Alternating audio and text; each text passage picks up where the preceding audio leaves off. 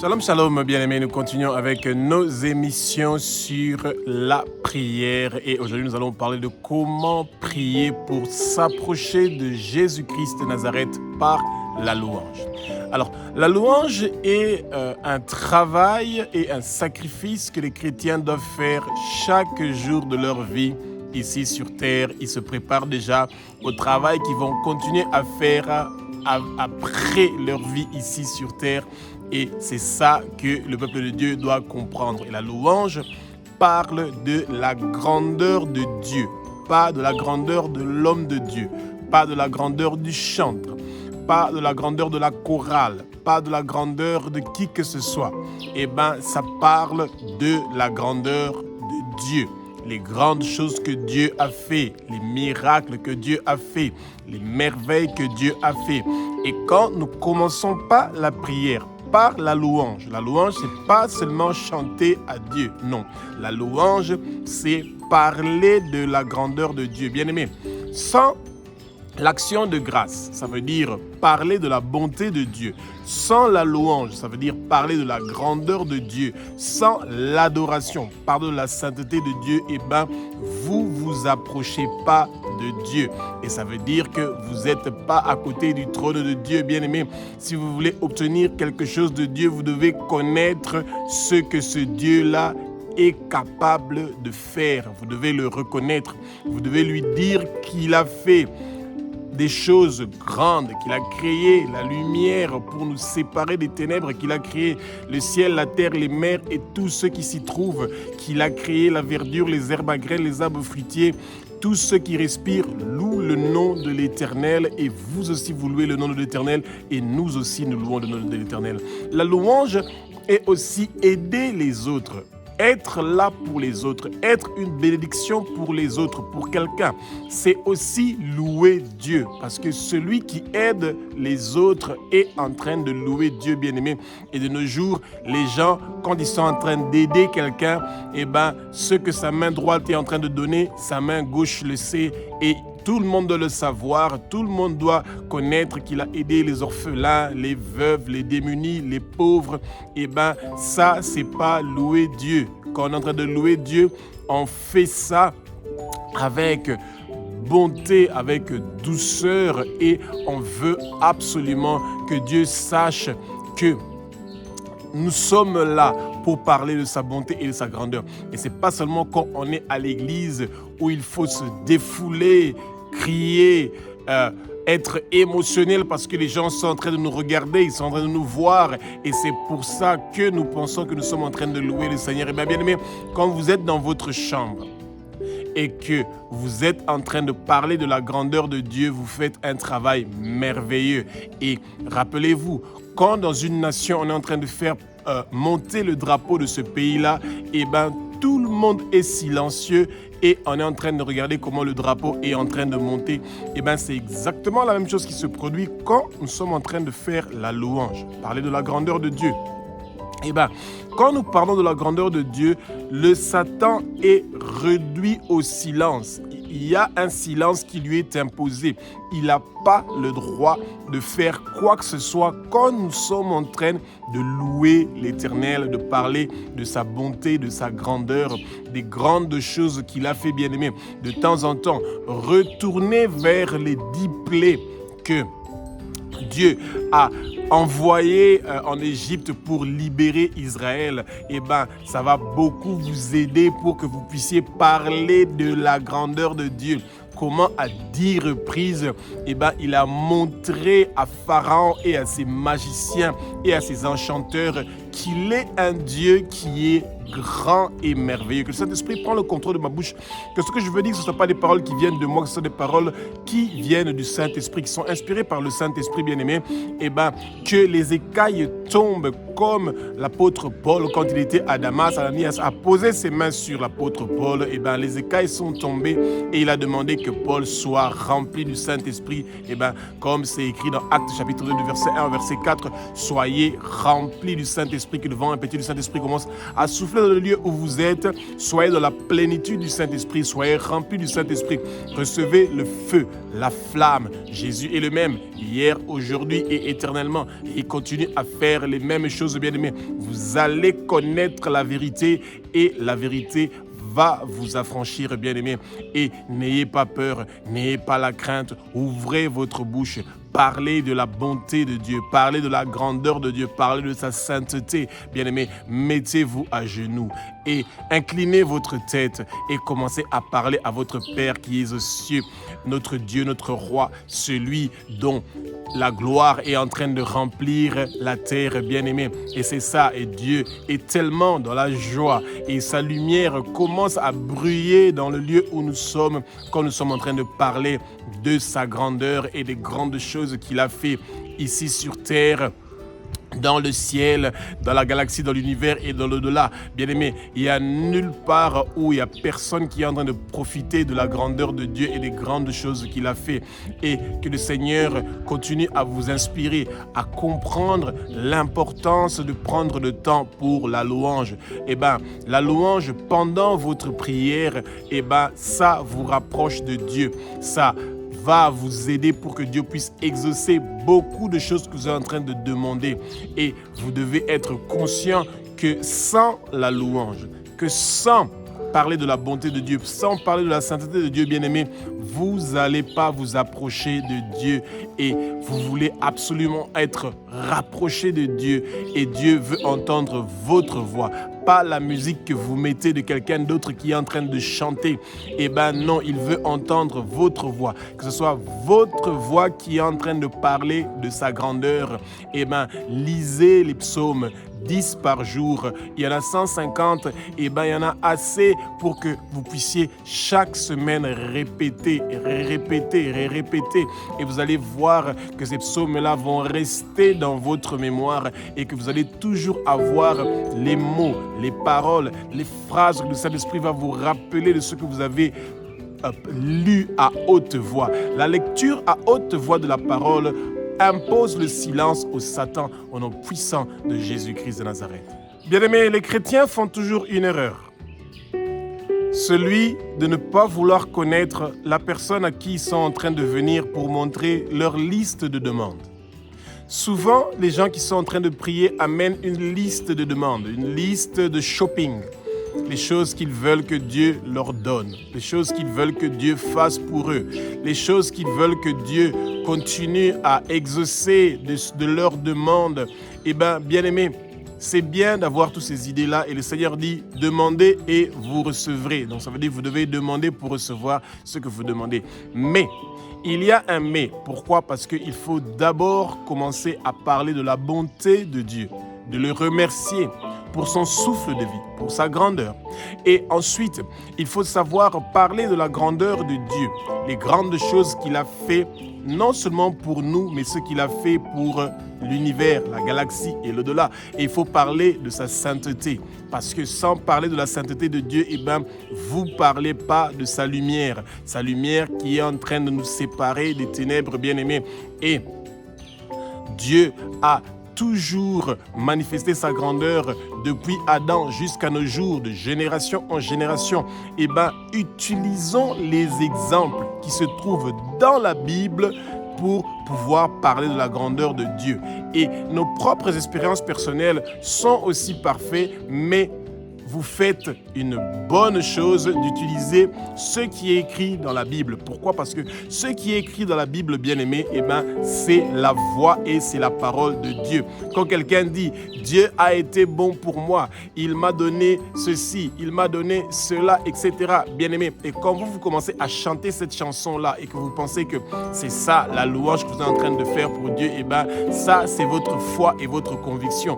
Parce que vous n'avez aucune preuve que ce que cette personne-là est en train de dire, si ça a été réellement quelque chose qui vient de Dieu, parce que le Satan aussi bénit certaines personnes de sa manière et il arrache ce qu'il les avait donné ensuite, bien aimé. Mais quand vous utilisez dans votre prière des exemples des paroles qui viennent de la Bible, bien-aimés, vous êtes rassurés à 100% que ces paroles-là sont des paroles qui viennent de Dieu, qui sont inspirées de Dieu. Et Dieu n'est pas un Père qui fait le favoritisme. Dieu est un Père qui est juste. Il a été juste avec Adam et Ève, avec Moïse, avec Aaron, avec Josué, avec David, avec Néhémie, avec Paul, avec Jésus. Et il est aussi un Père qui nous aime exactement de la même façon. Il a l'amour agapé, un amour qui ne va jamais se terminer. Et cet amour-là, Dieu veut continuer à le manifester dans notre vie. Et c'est pour ça que quand nous voulons commencer avec la prière ne peut que commencer avec parler de la bonté de Dieu, parler de sa grandeur qui est la louange, parler de sa sainteté qui est l'adoration. Et quand vous ratez ce début-là, eh ben, vous avez un souci. Regardez dans beaucoup d'exemples de la Bible, bien-aimés. Chaque jour, chaque fois que vous avez lu et qu'il y avait une prière qui commençait, on parlait toujours de Éternel des armées, toi qui as créé le ciel, la terre, et les mers. Il commence d'abord par parler de la grandeur de Dieu et ensuite il disait ce qu'ils avaient besoin de dire. Et ce n'est pas nécessairement que les prières doivent être longues ou courtes, etc. C'est le Saint-Esprit qui vous inspire de comment vous allez dire ce que vous allez dire. Et quand vous dites au Saint-Esprit de prendre le contrôle de votre bouche et de vos lèvres, le Saint-Esprit va mettre les paroles qui sont nécessaires pour que vous puissiez parler de la grandeur de Dieu. Mais c'est vous qui ouvrez votre bouche, qui commencez à parler, bien-aimés. Et si vous ne trouvez pas les mots, c'est pas grave. Prenez votre Bible. Il y a 150 psaumes, bien-aimés.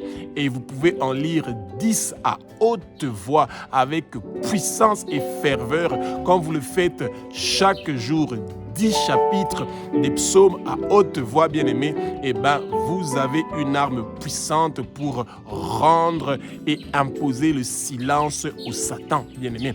Et ne croyez pas que les psaumes sont pour les catholiques, parce que c'est ça que beaucoup de chrétiens ont mis dans leur tête, que lire les psaumes à haute voix, ça c'est de ce que les catholiques font. Non, bien-aimés, chaque écriture, chaque mot, chaque phrase qui se trouve dans la Bible est une arme que Dieu, notre Père qui est aux cieux, notre Dieu, notre Roi, a prévu pour que nous puissions l'utiliser pour sa gloire, pour pouvoir combattre. C'est un instrument, c'est une arme que le Seigneur nous a donnée pour pouvoir combattre contre nos ennemis, pour pouvoir combattre contre ceux qui veulent voir notre souffrance, qui veulent que nos prières ne soient pas exaucées. Ils ne vont pas réussir et prospérer, parce que toute arme forgée contre nous ne va pas réussir et prospérer au nom puissant de Jésus-Christ de Nazareth. Psaume chapitre 22 au verset 3 nous dit que Dieu est saint. Il est saint, saint, saint, l'Éternel des armées. Toute la terre est remplie de sa gloire. Et notre corps, bien-aimé, notre corps est l'Église. Notre corps est le corps du Christ. Notre corps est le temple du Saint-Esprit. Le Saint-Esprit, c'est Dieu, bien-aimé. Et parce que notre corps est le temple du Saint-Esprit, automatiquement, nous sommes programmés à ouvrir notre bouche pour louer l'Éternel. Et l'Éternel siège au milieu des louanges, bien-aimés. Ça veut dire que quand vous ouvrez votre bouche et que vous commencez à louer l'Éternel, bien-aimé, vous allez automatiquement inviter le Seigneur que son trône vienne directement dans le lieu où vous êtes, et il est en train de siéger là. Ça veut dire que sa lumière, sa bonté, son éclat est en train de vous éclairer pendant ce moment-là, et vous avez, bien aimé, une grande présence, une onction merveilleuse du Seigneur présent là où vous êtes, et c'est ça que vous voulez, bien aimé. Et quand vous avez un temps et que vous sentez vraiment que chaque jour vous voulez absolument parler de la grandeur de Dieu d'une façon intense et magnifique, commencez à lire les psaumes à partir du psaume 145 jusqu'au psaume 50. Lisez ça à haute voix avec puissance, bien-aimé, et vous allez voir qu'est-ce qui va se passer. Le trône de Dieu sera là où vous êtes. Et Dieu a dit ceci, que Il veut être présent en nous et que sa parole soit présente en nous, bien-aimés. Et rassurez-vous que le Saint-Esprit va vous rappeler chaque jour ces paroles que vous avez lues à haute voix pour pouvoir louer l'Éternel, parler de sa grandeur et de sa bonté. Dieu est un Dieu qui est saint. Et quand sa sainteté vient où vous êtes, bien-aimés, ça veut dire que son trône vient où vous êtes, bien-aimés. Ça veut dire que vous aussi, vous commencez à briller. Et quand nous sommes dans la sainteté, ça veut dire que ce que nous demandons au Père, le Père est prêt à pouvoir le faire pour nous selon sa volonté. Et c'est des choses que nous sommes en train de demander au Seigneur de faire pour nous, qui ne vont pas nuire à notre vie, mais au contraire, ça va nous donner la progression. Que toutes choses que le Seigneur a prévues pour pouvoir nous faire progresser, que ces choses-là viennent maintenant. Au nom puissant de Jésus-Christ de Nazareth, bien-aimé, nous demandons maintenant que la sainteté de Dieu vienne siéger dans notre cœur. Notre cœur, bien-aimé, même quand vous dormez, vos yeux sont fermés et vos narines peut-être sont fermées, vos oreilles peut-être sont fermées, mais votre cœur continue à battre. C'est l'instrument, c'est l'organe de communication avec Dieu. Et tant que votre cœur est en train de battre, vous êtes en train de louer l'Éternel des armées, même dans votre sommeil, bien-aimé. Oui, vous êtes en train de louer le Père parce que quand vous êtes en train de respirer, cela montre sa grandeur. Vous imaginez quelqu'un qui pèse 90 kilos ou 100 kilos ou plus et qui est allongé et qui est en train de dormir, mais il y a juste une poignée de votre main qui est votre cœur, qui continue à battre et qui continue à faire respirer tout votre corps. C'est merveilleux de voir la grandeur de Dieu. Et Dieu ne veut pas vous voir souffrir. Il veut vous voir dans la joie. Il veut vous voir dans l'allégresse. Et c'est pour ça qu'avant que vous soyez dans la joie et dans l'allégresse, vous devez vouloir avoir sa sainteté. Vous devez vouloir vivre dans la sanctification, de la pureté. Et c'est ça qui va faire que vous puissiez avoir la paix, la joie, l'allégresse, la tranquillité. C'est ce Dieu qui est Shalom, qui est en train d'apporter maintenant sa sainteté dans votre vie. Et il est en train de siéger là où vous êtes en train de parler de sa grandeur. Psaume 106 au verset 47 nous parle de comment l'Éternel nous a sauvés. Il nous a sauvés pour que nous puissions célébrer son nom. Quand nous nous réveillons, bien-aimés, dès que nous sommes réveillés le matin, nous commençons à célébrer le nom de l'Éternel. Pourquoi? Parce qu'il nous a sauvés.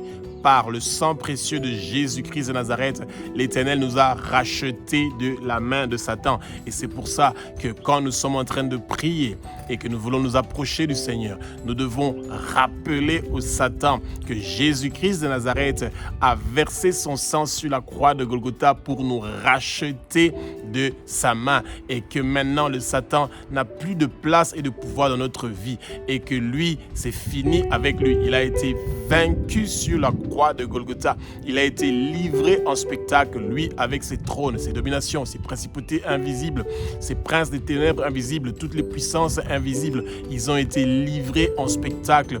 Et ce travail-là ne sera plus renversé. Le Satan a eu une défaite totale, finale, irréversible sur la croix.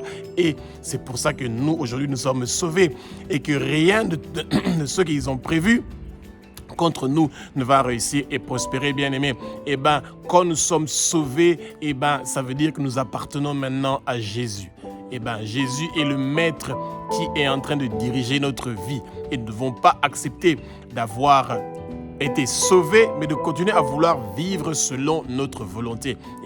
Nous célébrons le nom de Dieu. Nous parlons des merveilles qu'il a fait. Lui qui a envoyé son Fils unique, Jésus-Christ de Nazareth, pour venir sur terre, pour mourir une mort horrible sur la croix, pour que nous puissions être sauvés, pour que nous ayons la vie éternelle. Quand nous célébrons le nom de Dieu, nous le remercions parce que par le sacrifice que Jésus a fait à travers le Saint-Esprit sur la croix, notre nom est inscrit dans le livre de vie de l'agneau. Et quand nous parlons et nous célébrons le nom de Dieu, nous sommes contents de dire à Dieu que sur notre front est écrit le nom de la nouvelle Jérusalem où nous sommes en train de partir. Sur notre front est inscrit le nom de Abba, notre Père qui est aux cieux, notre Dieu, notre Roi. Sur notre front est inscrit le nom de Jésus-Christ de Nazareth, le Roi des rois, le Seigneur des seigneurs. Bien-aimés, célébrons le nom de l'Éternel des armées parce que c'est la louange qu'il mérite. C'est ça la nourriture et la boisson que Dieu boit et mange. Ce sont nos louanges.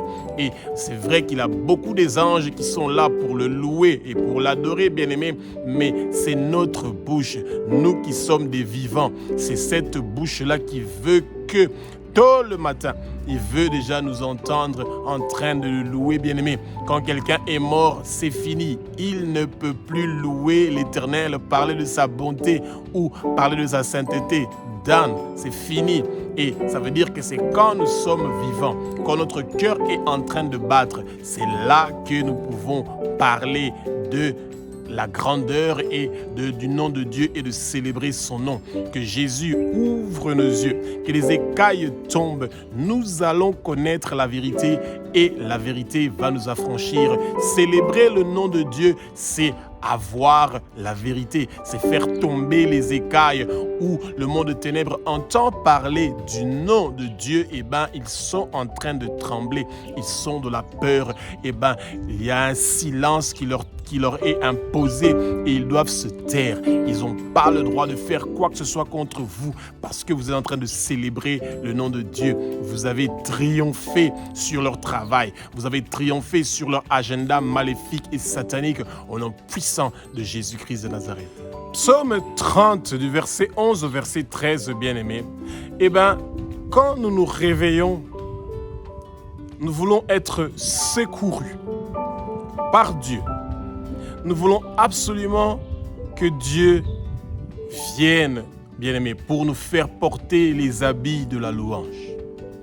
Et que tous nos murmures et nos lamentations soient transformés en joie et en allégresse, bien-aimés. Que Dieu retire la souffrance dans nos vies, bien-aimés. Et quand nous sommes en train de célébrer le nom de l'Éternel des armées, la souffrance se retire dans notre vie.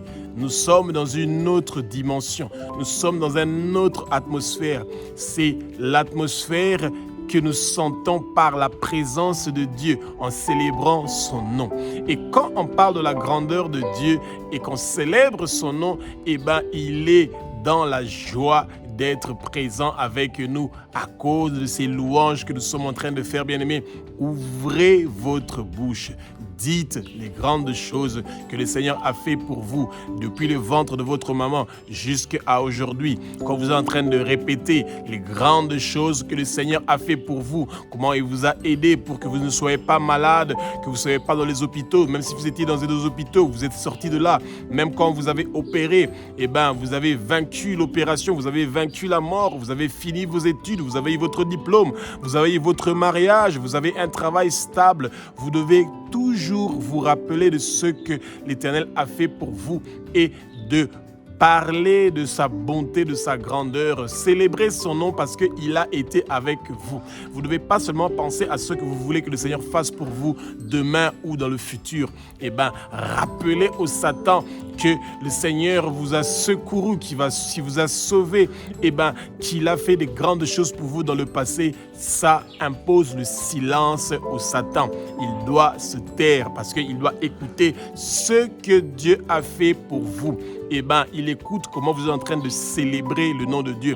Quand vous parlez dans votre prière, Abba, notre Père qui est aux cieux, notre Dieu, notre Roi, au nom de Jésus-Christ de Nazareth, je te remercie parce que tu as combattu pour moi quand j'étais bébé. J'avais toujours des maladies, j'étais toujours souffrant, mais toi, tu m'as donné la victoire aujourd'hui. Tous les gens qui avaient misé que je veux mourir, je suis vivant et je ne veux pas mourir. Je veux vivre et déclarer tes œuvres, je veux proclamer tes œuvres. Mes années sur terre sont multipliées, prolongées.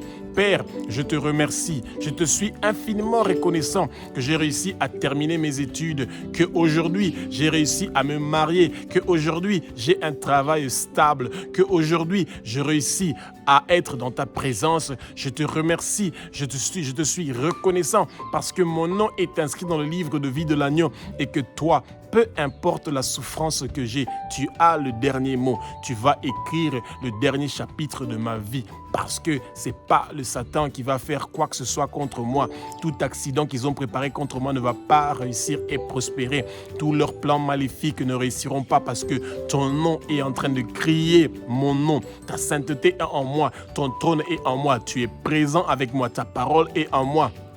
Tu demeures en moi, tu m'aimes tellement, ô Père, que tu as accepté d'envoyer ton Fils unique, Jésus-Christ de Nazareth, pour venir mourir une mort horrible sur la croix, pour que moi et toute ma lignée familiale, toute ma famille, la région où je suis, pour que nous soyons sauvés. Bien-aimés, quand vous ouvrez votre bouche et dites des grandes choses comme celle-là, eh ben, le Seigneur est avec vous. Eh ben, le matin, quand vous vous réveillez, vous commencez votre prière avec des louanges, parler de la grandeur de Dieu, eh ben, il y a une puissance qui est en train de se manifester. Votre journée commence entre 3h et 6h du matin avec une puissance merveilleuse. Pourquoi? Parce que le Seigneur est avec vous. Il est parmi vous. Il est en train de siéger à côté de vous. Ésaïe chapitre 61 au verset 3 nous parle que Dieu nous accorde une vie de joie.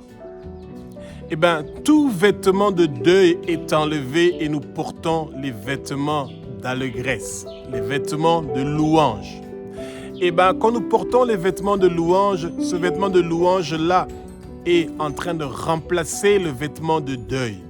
Eh bien, même quand vous vous êtes réveillé abattu, eh bien, l'esprit d'abattement, les vêtements d'abattement et de déception, eh bien, ils sont retirés et vous portez les vêtements de louange. Quand vous vous réveillez le matin, ou peu importe à quel moment de la journée, eh bien, vous portez d'abord les vêtements de louange. Et les vêtements de louange sont en train d'éloigner la déception de votre vie. Si vous étiez abattu, eh bien, vous allez avoir la joie et l'allégresse. Si vous étiez en train de sentir la confusion, eh bien, la paix va venir vers vous. Le repos va venir vers vous, le shalom. Vous voulez porter l'habit du shalom, l'habit de la paix. Vous voulez porter l'habit qui vous pousse à louer Dieu, à parler de sa grandeur, de sa louange, bien-aimé. Rappelons-nous que le Seigneur ne veut pas que nous soyons abattus. Il ne veut pas que nous soyons dans la désolation. Il ne veut pas que nous soyons dans la déception. Le Seigneur veut que nous soyons dans la joie. Et que nous ne soyons pas dans la distraction, bien-aimés. Quand vous vous réveillez entre 3h et 6h du matin et que vous commencez à prier, préparer votre journée, eh bien, vous le faites avec vos habits de louange. Tout habit de tristesse, des rêves ou des cauchemars horribles que vous avez eus, que cela vous lâche au nom puissant de Jésus. Et maintenant, soyez prêts, bien-aimés, à ouvrir votre bouche et parler et célébrer le nom de Dieu. Les grandes choses qu'il a fait pour vous pendant votre sommeil. Et bien, quand vous êtes réveillés, bien-aimés, que le Seigneur vous donne cette mission, cet ordre-là de pouvoir faire ce sacrifice, de commencer à parler de son nom, de sa grandeur, de sa bonté, de le célébrer. Et bien, c'est parce qu'il vous a donné le souffle de vie. Et que quand vous êtes en train de le louer, la souffrance s'éloigne de vous, bien-aimés. En ce moment où vous êtes réveillés, d'autres sont dans les hôpitaux, d'autres sont malades, d'autres pensent aux factures qu'ils doivent payer des hôpitaux et des pharmacies, de comment ils doivent survivre. Ils sont peut-être dans des situations très compliquées. Mais vous, le Seigneur vous a fait la grâce. Vos lèvres qui sont impures. Les peuples dans lesquels nous vivons qui ont des lèvres impures. Mais le Seigneur vous a choisi, vous, pour commencer à parler de sa grandeur. Bien-aimés, quand nous sommes en train de célébrer le nom de Dieu et que nous demandons que sa lumière soit présente dans le lieu où nous sommes, eh bien, sa lumière ne vient pas seulement dans notre vie et dans notre maison. Tout votre quartier profite de cette lumière-là. Parce que où il y a la lumière de Dieu, eh bien, le silence est imposé au Satan. Les sorciers et tous les occultistes et les satanistes, ils ferment leur bouche et ils sont en train de contempler cette lumière-là qui est en train de les frapper d'aveuglement et que vous êtes en train de porter la lumière spirituelle complète parce que vous avez cette louange-là qui est en train d'éloigner la souffrance, les difficultés, les problèmes loin de vous, bien-aimés. Ayez la foi. Le Seigneur veut que vous ayez la foi qu'il est là et que quand vous êtes en train de louer son nom, de parler de son nom, sa présence change quelque chose, apporte quelque chose au nom puissant de Jésus-Christ de Nazareth. Jérémie 33 au verset 11 nous dit que nous devons crier de joie et d'allégresse. Quand nous sommes en train de crier de joie et nous disons « Abba, notre Père qui es aux cieux, notre Dieu, notre Roi, je suis dans la joie, je suis dans l'allégresse. » Parce que tu as préparé une nouvelle journée pour moi, une nouvelle semaine pour moi, un nouveau mois, une nouvelle année, bien-aimés. Vous allez voir les choses qui vont se passer à l'instant où vous êtes, au lieu où vous êtes. Quand vous vous réveillez entre 3h et 6h du matin, bien-aimés, et que tôt le matin, vous commencez à crier de ce que le Seigneur a fait pour vous, pour que vous puissiez avoir la joie et l'allégresse, vous êtes absolument en train d'imposer le silence à vos ennemis. Vous êtes en train d'imposer le silence à ceux qui veulent vous traumatiser, vous tourmenter, amener la crainte dans votre vie, bien-aimés. Et Jérémie avait dit ça à Israël, de commencer à célébrer le nom de Dieu. Et ils ont commencé à célébrer, même avant, bien-aimés, qu'ils aient eu la victoire, qu'ils soient délivrés de Babylone, ils étaient déjà en train de crier des cris de joie et d'allégresse. Louez le Seigneur, parlez de sa grandeur, bien-aimés. Vous devez le faire avec beaucoup d'enthousiasme. Votre tête bouge, vos épaules bougent, vos mains bougent, vos pieds. Tout votre corps est en train de louer l'Éternel. Et bien aimé, la louange commence d'abord par incliner votre tête, vous mettre à genoux ou vous êtes debout. La position que le Seigneur va vous mettre à cœur, cette position déjà parle déjà de la louange. Parce que vous voulez être dans la présence du Seigneur, bien-aimé. Vous allez toujours voir que beaucoup de gens, quand ils voient une autorité, ils abaissent leur tête. C'est une façon de louer cette autorité-là. Ça, c'est leur façon de voir les choses et chaque coutume a sa façon de faire les choses. Mais vous, bien-aimés, que votre corps soit en train de manifester la joie, l'allégresse et que quand quelqu'un voit le matin comment vous êtes dans la joie et dans l'allégresse, il va directement comprendre que vous avez bien dormi, que vous êtes bien réveillé et que vous êtes prêt à affronter une nouvelle journée où il y a la grâce, la paix, la joie, l'allégresse du Seigneur qui va vous accompagner dans tous les pas que vous allez faire. Et c'est comme ça que vous préparez la journée, bien-aimés, en étant dans la joie, en étant dans l'allégresse, en ne soyant pas dans la crainte, bien-aimés. Rassurez-vous, vous n'allez pas mourir, vous allez vivre et déclarer les œuvres de l'Éternel. Amis. Tous les accidents que le monde de ténèbres a prévus contre vous, cela ne va pas réussir et prospérer. Tout ce que le Satan avait bloqué et débloqué au nom puissant de Jésus-Christ de Nazareth est maintenant, aujourd'hui, toute maladie et toute infirmité qui a été tirée contre vous par des flèches du jour de la nuit, ils ne vont pas réussir et prospérer à vous retirer votre joie, votre allégresse que vous avez aujourd'hui, maintenant et éternellement, parce que vous avez la vie éternelle. Jésus est mort pour vous, pour que vous puissiez avoir la vie éternelle et rien ne peut changer cette situation-là. Hébreux chapitre 13 au verset 15 nous dit que nous devons offrir des louanges sans cesse à l'Éternel. Bien aimé, entre 3h et 6h du matin, nous commençons avec la prière du matin où nous sommes en train d'offrir des louanges à l'Éternel. Nous parlons de sa grandeur, nous faisons des actions de grâce, nous parlons de sa sainteté. Et cela ne s'arrête pas seulement le matin, bien-aimés. Tout au long de la journée, nous sommes en train de parler de la grandeur de Dieu. Nous célébrons son nom. Notre cœur est en train d'être rempli de la joie, que nous parlons avec fierté de notre Père. Et notre Père aussi parle avec fierté de nous. Parce que quand nous sommes en train de louer l'Éternel, il dit à tous nos ennemis, regardez comment mon fils ou ma fille est en train de parler avec joie et avec allégresse, bien-aimé. Et c'est ça que vous voulez.